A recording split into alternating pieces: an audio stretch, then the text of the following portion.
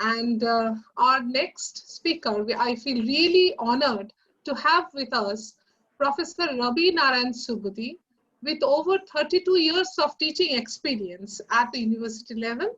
He has been honored with Senior Research Fellowship Award of CSIR, Government of India, for his doctoral research.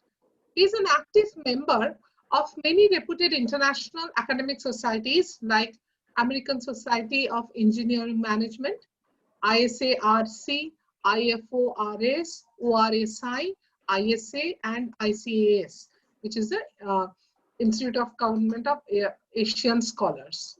Today, Professor Subudhi will be sharing his valuable insights on how COVID lockdown has induced digital consumption and digital escapism.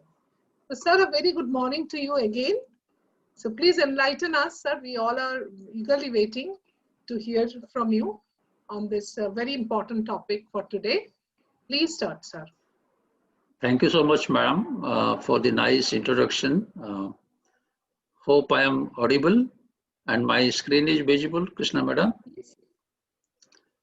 Yes, sir, absolutely. Good afternoon, one and all. At the outset, I must thank the organizers, more particularly my best friend, Professor Siddharth, and his best half, Manjusha ma'am, and the entire team for giving me this chance. I don't know whether I am worthy of it or not. Let me try my bit.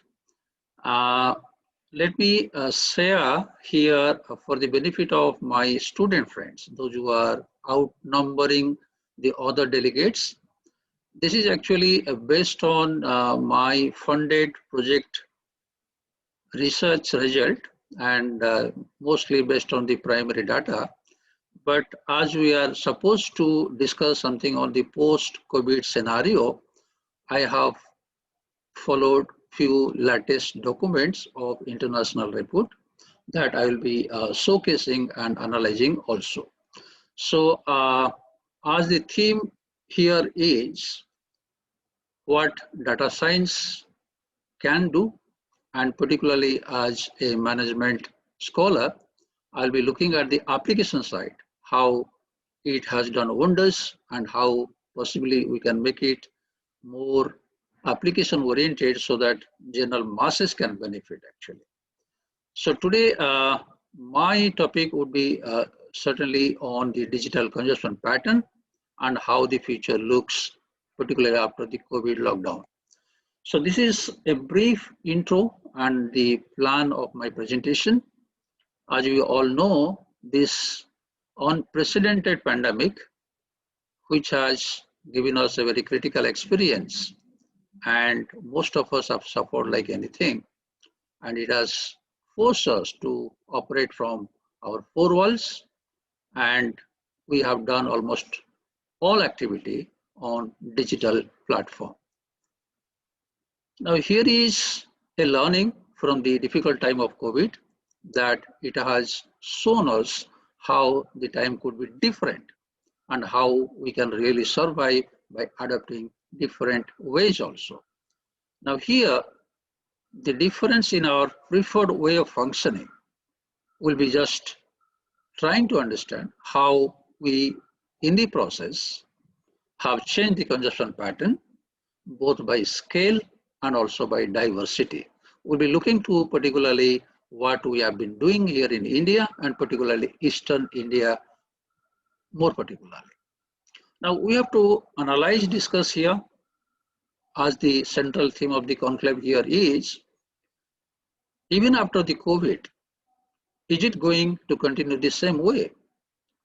And have we learned what has been the consumption pattern and what has been the diversity implications during this pandemic?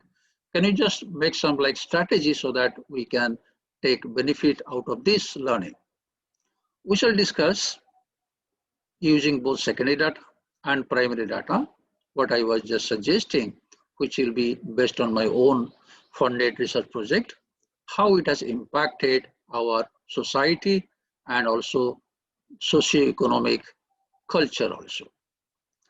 I'll be using three latest reports which released only last month. One is BCG, as we know that Boston Consulting Group report, and second one is International Monetary Fund report and McKinsey report. Three latest report which got released only last month will be using what they have to say.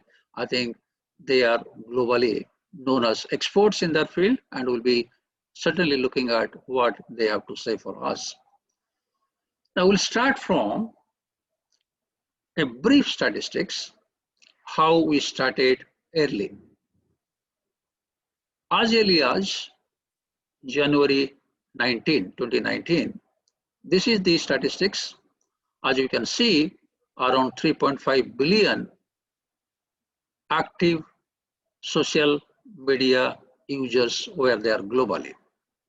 And as you can see the last figure, last two figures I'm just highlighting here, as mostly the common user used through mobile, and as far as the data suggests, we have got over 3.2 billion penetration, which is around 42%.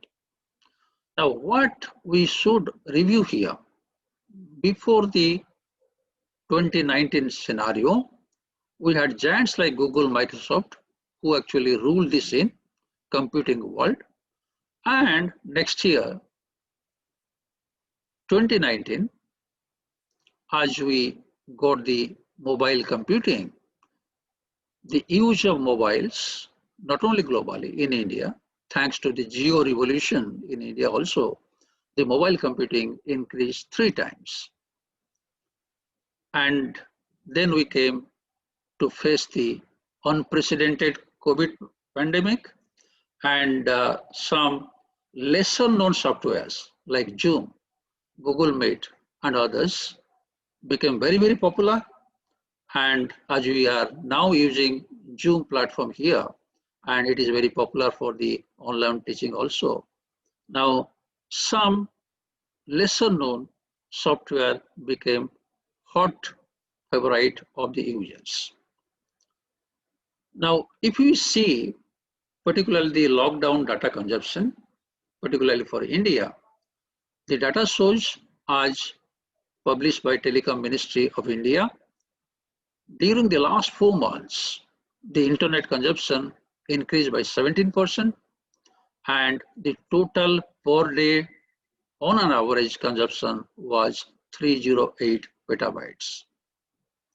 Now, if you see the state-wise diversity, the data shows, as we all know, people consume more on streaming content and they logged on to work from home. Data demand from residences rose very much as compared to the commercial areas, because many companies, offices, they permitted working from home and the executives started working from residences.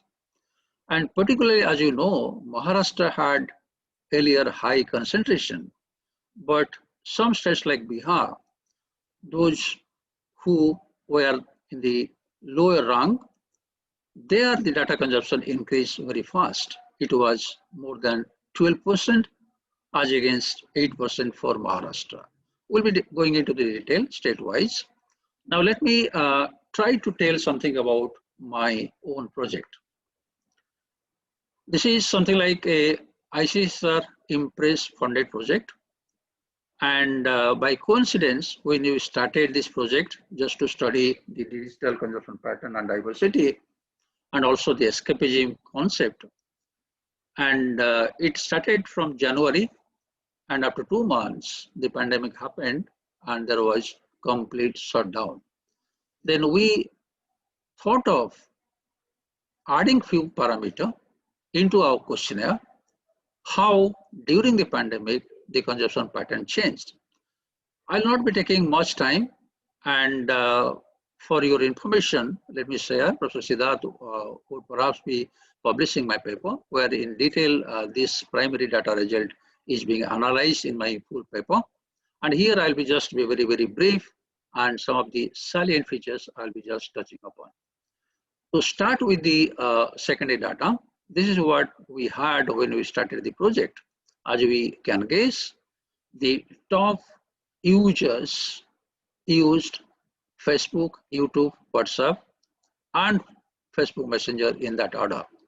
When we started, TikTok was not banned, and this data is secondary data as we got from ministry. Now, this is something about the primary data. Let me tell you that we surveyed all leading towns of Odisha on random sample basis, and also 2 cities each from Andhra Pradesh and West Bengal. And the total sample size was 1450. The net corrected, valid, filled in questionnaires that we finally got was 1450. Now, as we see, as we have the simple graphical analysis, as you can see, we first wanted to study how they got connected. What is the mode of connection? And mostly, as you can see, it was through personal mobile, and it was almost 96% of the respondent told they use from the mobile. And let me clarify here, those percentages are not to be added because a person who is using mobile is also using laptop. So that 96% and 42% should not be added, and it's not exclusive. And next we asked why they used and what they used in the internet.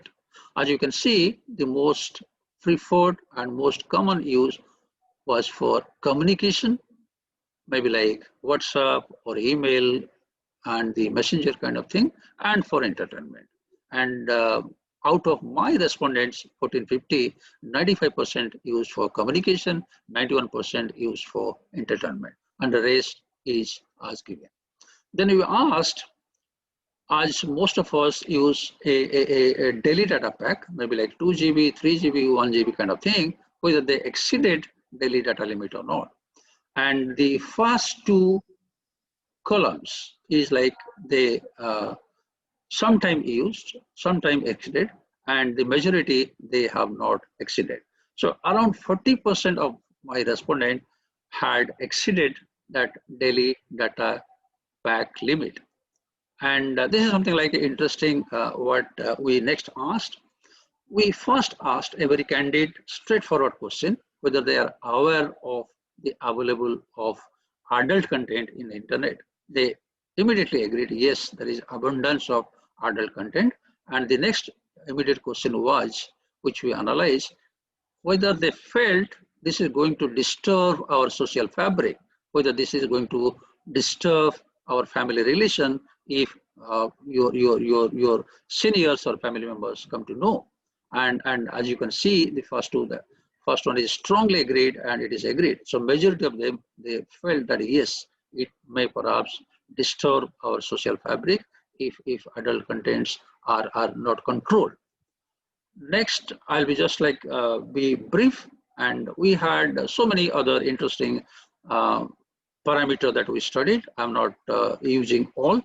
First, one of the things that we checked also whether the mobile net was on entire night, and whether they felt like even dead at night, they whether they had an urge of checking the net through mobile at late at night. As you can see, some of the younger people, they did use even late at night also.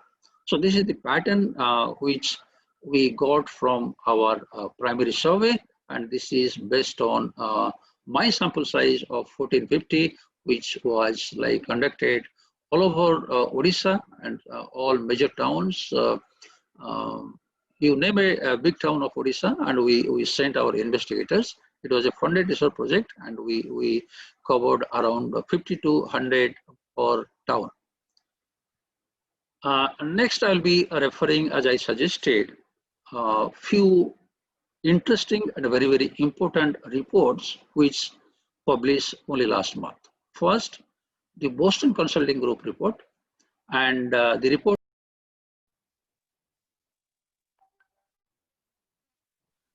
Sorry, I think I Sir, got.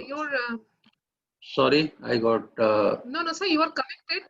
Just share the slide once again, sir. You are connected. Just share the slide. Is it visible now?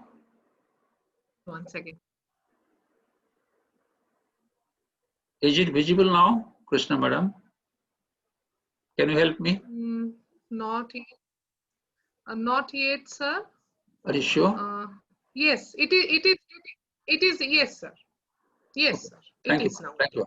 Sorry, actually, because of bad weather, it is raining heavily outside, and maybe like because of the network. So sorry, Oh, actually. no, yeah, we all know these as a. So what I was just No, no, telling, sir, nothing, I'll be please. referring to very important reports. One by Boston Consulting Group, another by McKinsey, and this is very relevant for today's topic. And they actually studied in detail what could be the post-COVID situation globally.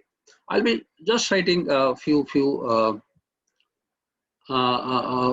results from them, but I'll be showing few statistics close home. The pictures I'll be showing in the next 4-5 slides of my own.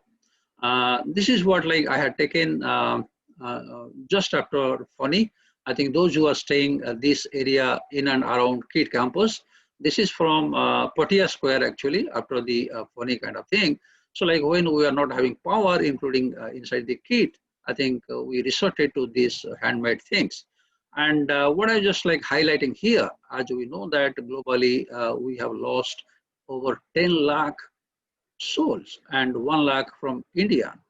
I am pretty sure most of you may be knowing one or two by name out of those 1 lakh, those who lost their life to COVID. I can name at least 10 known persons in my contact list who really passed away due to this COVID. And pray God, we have survived and we have joined Professor Siddhar's conclave today. And if we have survived and we are thriving, we must understand that this is not the end of the day, end of the tunnel, or end of the world. And we have to think what we should do in future. This was like the picture I wanted to say. And what I would borrow from BCG report that the containment policies which were aimed at controlling it, it is actually changed how we work and what we consume. And history shows that such changes always, though temporary, the crisis can fundamentally reshape our beliefs and behaviors. I'll be showing you an example, borrowing from BCG report. Say, for example, 9/11 disaster.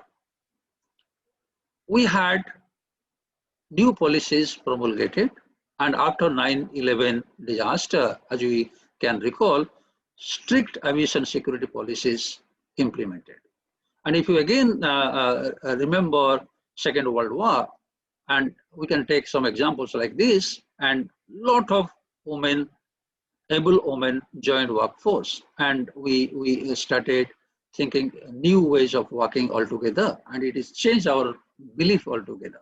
Okay, and women worked in almost every field after Second World War, and even the other virus like SRIs, and we resorted to e-commerce in a very big way. And I'll be showing another interesting report from BCG report here. Hope it is visible to my student friends. As you can see very clearly, what happened during the pandemic 4 months. And many things, this is actually report based on US. As you know that US citizens are luxury friendly citizens, and what happening there, the travel and away from home entertainment, it's down, the business is down.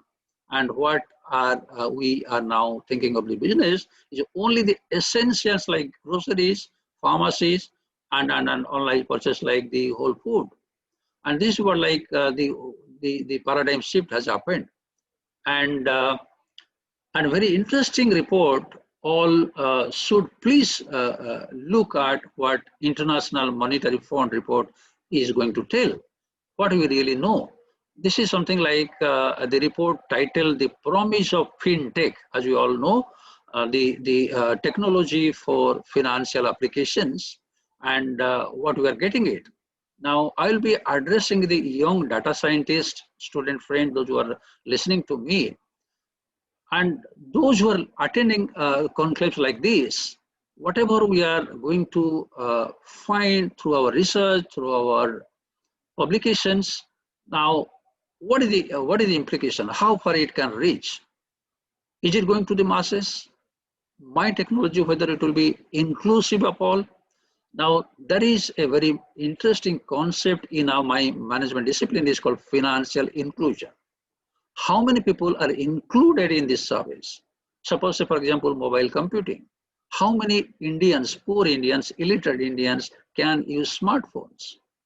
And maybe like some of you, those who are very keen reading newspapers, when the pandemic started, Odisha government took many proactive steps of giving like rations and some money to all BPL families.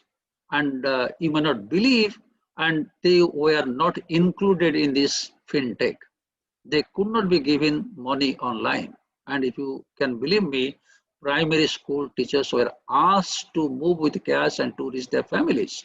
So such is the step that it is something like a learning for us that we need to include many people, those stakeholders who really need benefit. And when we're talking of like direct benefit transfer, it is not reaching to the real poor people because they are not included. That is called financial inclusion policy. Now we have learned that here. Now please see, here is a study of over a dozen of countries. Please have a look carefully here. The green dots, black dots, and purple dots. As you can please read what is given at the note at the end. Green dots indicate examples of the country with higher female having access or inclusion. As you can see, purple dots are in high number and it is for the male. That means, say for example, there is a ATM. How many women beneficiary in India are having access or use of ATMs? How many poor ladies of rural India can really encash, withdraw money from the ATMs? So this is what we have to really think of. How do we really reach to those persons, those who are not included? That is a real challenge, which we call it financial inclusion. So here is a huge challenge for the data scientists, how to make it not only simple, but also very user-friendly, so that it can be used even by most illiterate rural old women. So this is a message from my side, putting IMF report that how to include the destitutes, the poorest of the poor women in India.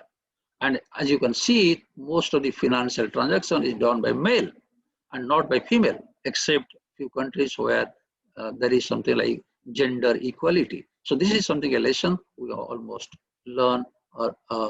And here is something like a diagram. I will not be taking much time here.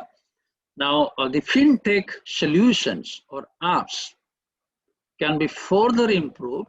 What I will be repeating here, it should be most user-friendly so that even the illiterate people can use. It could be for domestic payment, it could be for remittances to the families, it could be for small savings, it could be for insurances. Say, for example, we have got Atal Insurance Yojana, but how many women are included in that? So all these things, we have got a huge challenge. I would request my professor colleagues and also young data science student friends to look into the huge potential what we can do, deliver in this particular area. Now I'll be just taking a few pictures. As I told you that these are pictures I took only last week for this conclave. And this is something like a North Bhubaneswar, those who have seen some shops here which got closed during the COVID kind of thing. This picture I have taken from Chandrasekharpur area of Bhubaneswar, North Bhubaneswar, with the permission of that person, like who was having a tandoori shop here, and it got closed for 5-6 months. You can imagine the couple of persons, those who are engaged here, what they will be doing. And they fought back and they started a shop like this, and it was adjacent to this particular shop. Now, what we are discussing here is there could be huge business uncertainties during these calamities, and we have to fight it like this, and we have to be innovative and we have to find our own bread and butter. And this is something like this was closed and this was open, and this is near Tanishq, in front of Tanishq, Chandrasekhar, one can see. And it's not only the small enterprises, it can also go to the biggies like Reliance kind of thing. Now, when you are like fighting for survival, you need to like operate kind of thing. As you can see, the new additions in the shops like this. Okay, so this is something like a new additional requirement or a necessity for each shop nowadays. So this is something like we need to find for the solution what we have. One of the glaring example I would here, just to cite what could be the acute business uncertainty, is about the print media.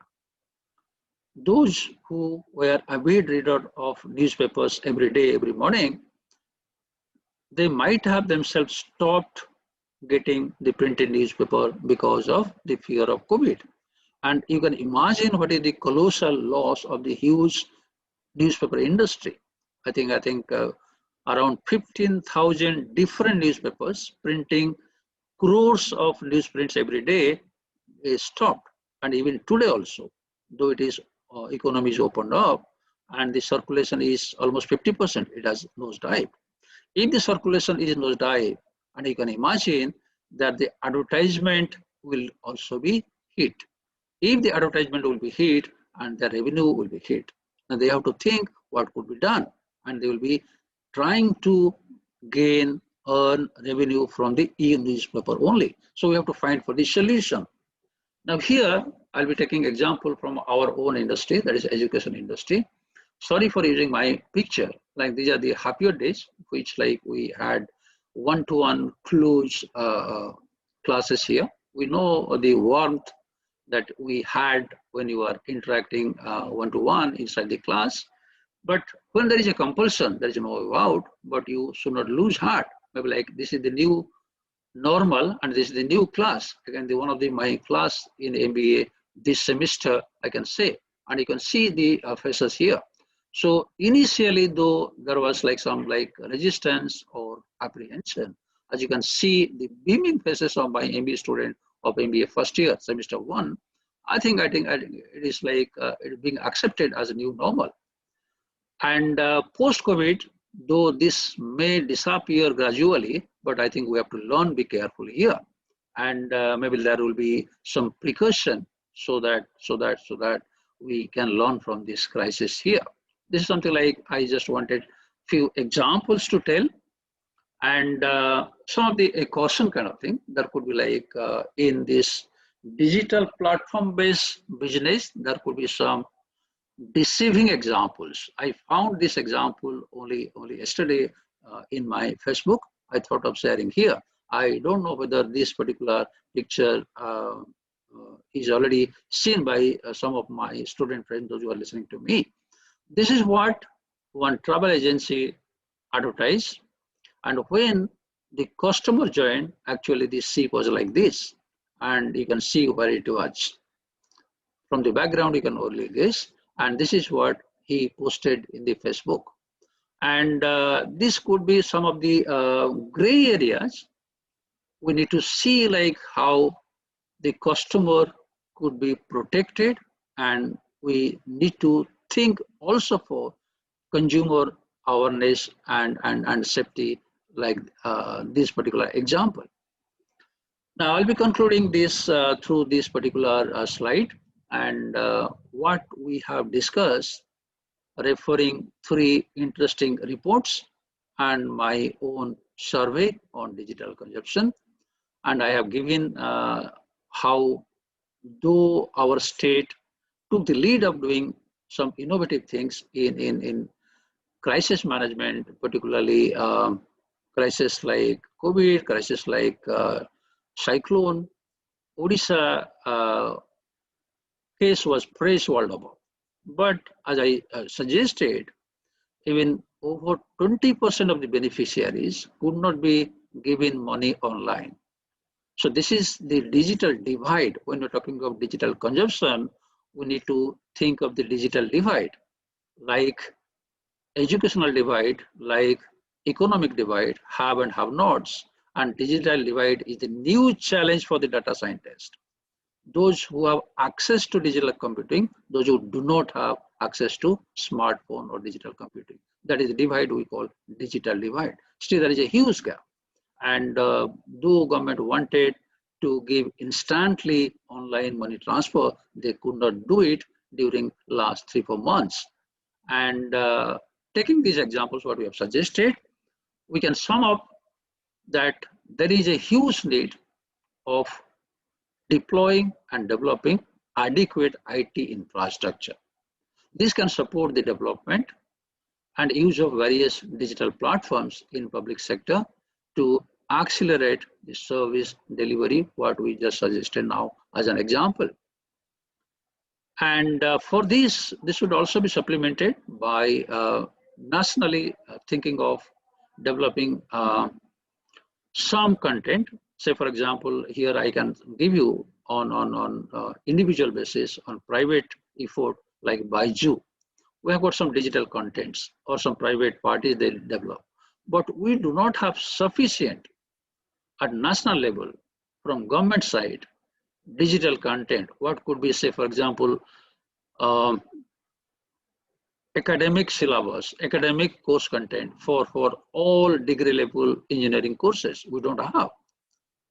And the teachers struggle. We don't have any common acceptable content. So we need to have particularly e-education, e-health are the two of the challenging area where we need to develop at the national level some digital content and services. Next, not only the development of IT infrastructure or digital content, and the users should be trained, skilling up and reskilling the semi-trained workforce, we need to do that. And particularly the government sector, as you can guess, say for example, I can thank my KIIT students, those who are listening to me. KIIT took a lead in conducting online exam as a leader in the country. As you might have heard, Supreme Court ruled that there cannot be degree without exam, and many government universities are struggling because they are not having trained teachers to conduct the online exam. Even today, I should not name universities even from Odisha, and there's something like a very bad example how they're conducting online. It's not online, but they're calling it online exam. And you must have heard how they are being doing it. So now, government sector, even also the government doctor, government hospitals, they are not suitably trained to use this e-health or e-education. And particularly from government sector, there is a huge need of skilling up or reskilling the workforce. And coming to my area of management and economy, as you may please excuse me, whether life or livelihood, there is a huge debate. Should we continue the lockdown, continue the shutdown, or we should open up? Unless we open up, the economy will dry and we cannot really feed our people. So we have to open up despite this huge pandemic crisis. So now we have to have economic strategies, and in particular the local context, and use of data science, particularly what Mr. Ajita was suggesting. We need to also think of realigning digital economic strategies. I think this I may skip, but two more points I would suggest, that there is a huge scope for real-time customer service so that the human contact is minimized, like say delivery through drone and many things can be happening kind of thing. Say lot of business process re-engineering is required so that the human contact or the intermediaries are avoided, and we need to look into that. And here is a huge scope and challenge for the data scientists. And this will be last my suggestion, and particularly the education sector, and particularly young universities like ours. And we need to have a lot of e-resources for the varying needs of different students of different schools. And it could be engineering, it could be management, it could be degree college, and we don't have much e-resources. As some of you must be having young kids in your family, those who are doing online classes, particularly in the primary school, and you must be filling the vacuum that we don't have e-content for school education. Luckily for higher education, for engineering and post-graduation, we have something e-resources and we can manage. You can imagine the unimaginable pain of the school-going kids, those who are into online education, particularly in the government sector. So this is all from my side, and if any question, I would try to address. Thank you, Professor. Thanks much for a much engaging and a deep-rooted presentation, sir. Your presentation was, I myself do not know personally, but I must say that you must be a very dynamic person by seeing your slide and presenting the real problem. Like, it was really an eye-opener in the field of digital data consumption and the pattern of the consumption. As you have mentioned, sir, that digital inclusion is the key area if we really would like to draw a progress roadmap for our country. So basically, it could be for the education, or it could be for the digital financial inheritance that you have mentioned. How can we reach out to the lowest economic strata? It was really, something that we need to be awake of. And how can we reach out to the rural areas to give them this benefit? Thank you so much, sir. Thank you so much. Now, a couple of questions actually came from the students. So, sir, please, for you. So, as you have mentioned, the digital consumption and the change in pattern, what do you think the most important change in this world, in this digital world, has come into effect post-lockdown?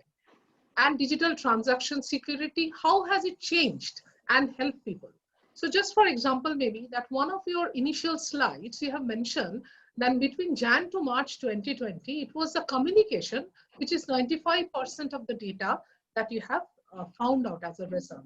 So have you found that from the March, or any updates or do you have that the change of pattern in the category of the data post-lockdown?